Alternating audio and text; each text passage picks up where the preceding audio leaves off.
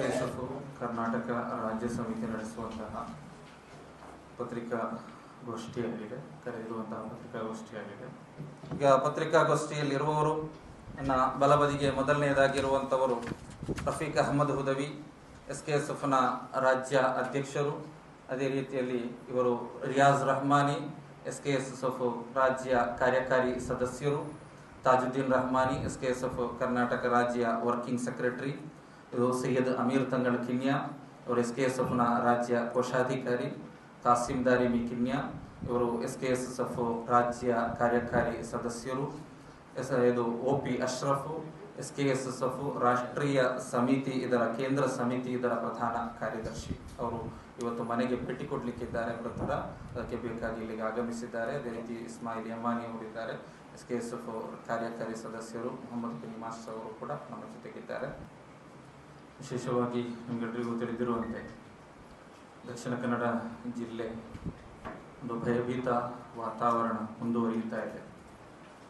ವಿಶೇಷವಾಗಿ ಜನಸಾಮಾನ್ಯರು, ಜೊತೆಗೆ ದಿನಕೂಲಿಯಿಂದ ಜೀವನ ಸಾಗಿಸುವವರು, ಆಟೋ ಡ್ರೈವರ್ಗಳಾಗಿ, ಟ್ರಕ್ ಡ್ರೈವರ್ಗಳಾಗಿ ಕೆಲಸ ನಿರ್ವಹಿಸುವಂತಹ ಸಾಮಾನ್ಯ ಜನರು, ಅವರೆಲ್ಲ ದಿನಕೂಲಿ ವರಮಾನವನ್ನು ಜೀವನಾಧಾರವಾಗಿ ಸ್ವೀಕರಿಸಿಕೊಂಡವರು ಹೆಚ್ಚಿನ ಜನ. ಅವರೆಲ್ಲರೂ ಕೂಡ ಇವತ್ತು ತನ್ನ ಜೀವನ ಆಧಾರವನ್ನೇ ಕಳೆದುಕೊಳ್ಳುವಂತಹ ಪರಿಸ್ಥಿತಿಗೆ ತಲುಪ್ತಾ ಇದ್ದಾರೆ. ಏನು ಇದಕ್ಕೆಲ್ಲ ಕಾರಣ ಅಂತೇಳಿ ವಿಶೇಷವಾಗಿ ನಮ್ಮ ದಕ್ಷಿಣ ಕನ್ನಡ ಜಿಲ್ಲೆಯಲ್ಲಿ ನಡೆಯುತ್ತಿರುವಂತಹ ದ್ವೇಷ ಭಾಷಣಗಳು ಮತ್ತು ದ್ವೇಷವನ್ನು ಹಂಚುವಂತಹ ಸಭೆಗಳು, ಕಾನೂನಿನ ಭಯವಿಲ್ಲದೆ ನಿರ್ಭೀತವಾಗಿ ಕೊಲೆಗೆ ಆಹ್ವಾನವನ್ನು ನಡೆಸುವುದು, ದ್ವೇಷ ಭಾಷಣವನ್ನು ನಡೆಸುವುದು, ಈ ಮೂಲಕ ಸಮಾಜದಲ್ಲಿರುವಂತಹ ಕೆಲವೊಂದು ಯುವಕರು ಅದನ್ನು ತಲೆಯಲ್ಲಿ ತುಂಬಿಸಿಕೊಂಡು ನೀಚವಾದ ಕೃತ್ಯಗಳಿಗೆ, ಹಿಂಸಾತ್ಮಕವಾದ ಕೃತ್ಯಗಳಿಗೆ ಇಳಿಯುವಂತಹ ಕೆಲಸ ಇಲ್ಲಿ ನಡೆಯುತ್ತಾ ಇದೆ, ನಿಸ್ಸೀಮವಾಗಿ ನಡೆಯುತ್ತಾ ಇದೆ. ಈ ಪತ್ರಿಕಾಗೋಷ್ಠಿಯ ಮೂಲಕ ಮೊದಲನೇದಾಗಿ ನಾವು ಆಗ್ರಹಪಡಿಸುವುದು ಇದನ್ನೇ. ಈ ರೀತಿಯಲ್ಲಿ ಮುಂದುವರಿದರೆ ನಮ್ಮ ದಕ್ಷಿಣ ಕನ್ನಡ ಜಿಲ್ಲೆಯ ಪರಿಸ್ಥಿತಿ ಹೇಗಿರಬಹುದು, ನಮ್ಮ ಮಕ್ಕಳ ಪರಿಸ್ಥಿತಿ ಹೇಗಿರಬಹುದು, ನಿರಾಶೆಯಿಂದ ಇಲ್ಲಿ ಬದುಕುವಂತಹ ಪರಿಸ್ಥಿತಿಗೆ ಬಂದರೆ ನಾಳಿನ ನಮ್ಮ ಜಿಲ್ಲೆಯ ಪರಿಸ್ಥಿತಿಯ ಕುರಿತು ಅವಲೋಕನ ನಡೆಸಬೇಕಾದ ಅಗತ್ಯತೆ ಇದೆ. ಆದ್ದರಿಂದಲೇ ಈ ದ್ವೇಷ ಭಾಷಣವನ್ನು ನಡೆಸುವವರು, ಈಗ ಮೊನ್ನೆ ಸುಹಾಸ್ ಶೆಟ್ಟಿಯ ಕೊಲೆಯ ನಂತರ ನಿರಂತರವಾಗಿ ಇದು ನಡೆಯುತ್ತಲೇ ಇದೆ. ಮತ್ತೊಮ್ಮೆ ಅವರನ್ನು ಬಂಧಿಸುವಂತಹ ಕೆಲಸವನ್ನು ಇಲ್ಲಿನ ಗೃಹ ಇಲಾಖೆ, ರಾಜ್ಯ ಸರ್ಕಾರ ನಡೆಸಬೇಕು. ಆ ಬಂಧಿಸುವಂತಹ ಕೆಲಸದ ಮೂಲಕ ಇಲ್ಲಿನ ಶಾಂತಿ ಸುವ್ಯವಸ್ಥೆಯನ್ನು ಕಾಪಾಡಬೇಕು. ಇಲ್ಲದಿದ್ದರೆ ನಮ್ಮ ಎಸ್ಕೆಎಸ್ಎಫ್ ಸಂಘಟನೆ ಇವತ್ತು 27ನೇ ತಾರೀಕಿನಂದು ನಮ್ಮ ಅಬ್ದುಲ್ ರಹೀಂ ಎನ್ನುವಂತಹ ಒಬ್ಬ ಕಾರ್ಯಕರ್ತನ ಕೊಲೆ ಈಗಾಗಲೇ ಆಗಿದೆ. ಒಬ್ಬ ಅಮಾಯಕ ವ್ಯಕ್ತಿ, ಯಾವುದೇ ಕ್ರಿಮಿನಲ್ ಬ್ಯಾಕ್ಗ್ರೌಂಡ್ಗಳು ಇಲ್ಲದಂತಹ ಒಬ್ಬ ಅಮಾಯಕ ವ್ಯಕ್ತಿ, ದಿನಕೂಲಿ ಕೆಲಸ ನಡೆಸುವಂತಹ ಟ್ರಕ್ ಡ್ರೈವರ್ ಆಗಿ ಕೆಲಸ ನಿರ್ವಹಿಸುವಂತಹ ಒಬ್ಬ ವ್ಯಕ್ತಿ, ಅದರಲ್ಲೂ ಕೂಡ ಒಂದು ಜಮಾಅತ್ನ ಕಾರ್ಯದರ್ಶಿ, ಒಂದು 120-130 ಮನೆಗಳಿರುವಂತಹ ಒಂದು ಮೊಹಲ್ಲಾದ ಕಾರ್ಯದರ್ಶಿ ಆಗಬೇಕಾದ್ರೆ ಆ ಮೊಹಲ್ಲಾದ ಜನರು ಅವನನ್ನು ಆಯ್ಕೆ ಮಾಡಬೇಕು. 4 ಟರ್ಮ್ಗಳಿಗೆ ಜನರು, ಆ ಮೊಹಲ್ಲಾದ ಜನರು ಅವನನ್ನು ಆಯ್ಕೆ ಮಾಡಿಕೊಂಡಿದ್ದಾರೆ. ಅದರಿಂದಲೇ ಅವನು ಶುದ್ಧ ಹಸ್ತ ಅಂತೇಳಿ ಅದರಿಂದ ತಿಳಿದು ಬರ್ತದೆ. ಅದರ ಜೊತೆಗೆ 530ರಷ್ಟು ಮೊಹಲ್ಲಾಗಳಲ್ಲಿ ಧಾರ್ಮಿಕ ಚಟುವಟಿಕೆ ನಡೆಸುವಂತಹ ಎಸ್ಕೆಎಸ್ಎಫ್ನಂತಹ ಒಂದು ಸಂಘಟನೆಯಲ್ಲಿ ಹಲವಾರು ವರ್ಷಗಳಿಂದ ಕಾರ್ಯಾಚರಿಸುವಂತಹ ಒಬ್ಬ ಯುವಕ.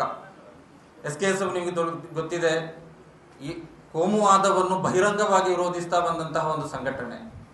ಸೊ ಸಮುದಾಯದಲ್ಲಿಯೇ ಕೋಮುವಾದದ ಅಂಶಗಳು ಬರುವಂತಹ ಸಂದರ್ಭಗಳಲ್ಲಿ ಯಾವುದೇ ಹೆದರಿಕೆ ಇಲ್ಲದೆ ಅದೆಲ್ಲವನ್ನೂ ಕೂಡ ಬಹಿರಂಗವಾಗಿ ಮುಕ್ತವಾಗಿ ವಿರೋಧಿಸಿದಂತಹ ಒಂದು ಸಂಘಟನೆ.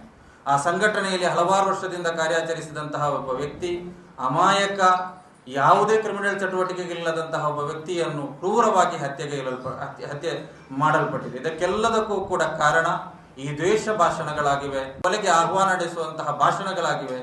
ಇದನ್ನು ನಿಯಂತ್ರಿಸಲೇಬೇಕು. ಇಲ್ಲದಿದ್ದರೆ ಎಸ್ಕೆಎಸ್ಎಫ್ ದೊಡ್ಡ ರೀತಿಯ ಪ್ರತಿಭಟನೆಯನ್ನು, ಕಾನೂನುಬದ್ಧವಾಗಿ ದೊಡ್ಡ ರೀತಿಯ ಪ್ರತಿಭಟನೆಯನ್ನು ಜಿಲ್ಲೆಯಲ್ಲಿ ಆಯೋಜಿಸುವಂತಹ ಆಲೋಚನೆಗಳನ್ನು ನಡೆಸ್ತಾ ಇದೆ.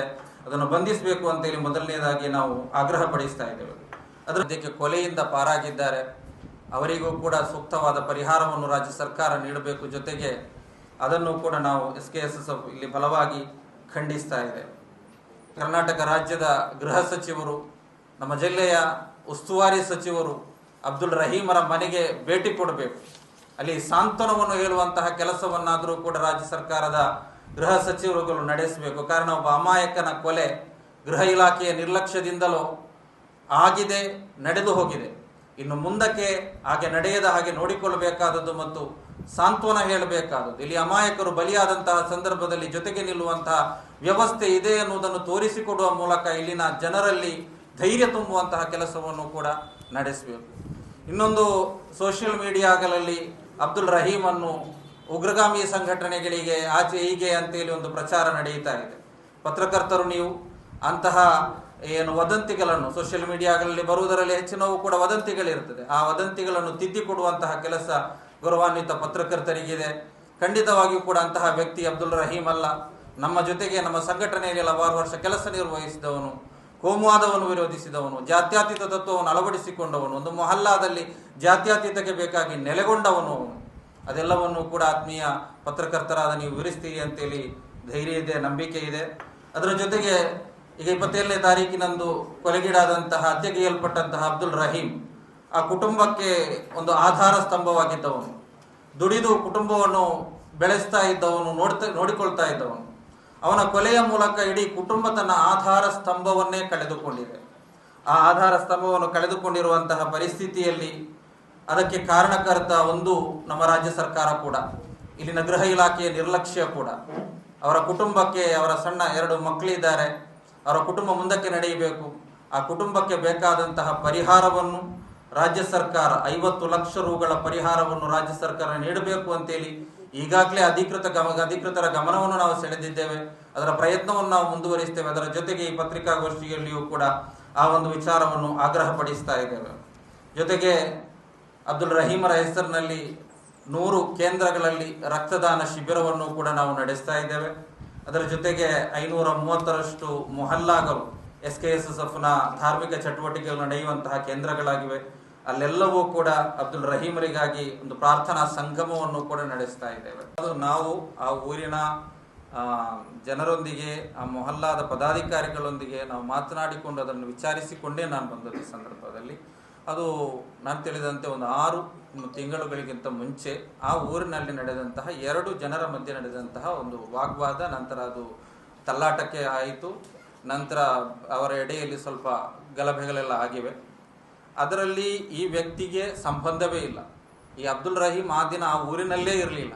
ಮಾತ್ರವಲ್ಲ, ಆ ಊರಿನ ಯಾವುದೇ ಯುವಕರು ಕೂಡ ಅದರಲ್ಲಿ ಭಾಗಿಯಾಗಲಿಲ್ಲ. ಆ ಗಲಭೆಯನ್ನು ನಿಯಂತ್ರಿಸಲಿಕ್ಕೆ ಅವರು ನೋಡಿದ್ದಾರೆ ಅಷ್ಟೇ. ಅದರಲ್ಲಿ ಯಾವುದೇ ಪಾತ್ರ ಈ ವ್ಯಕ್ತಿಗೆ.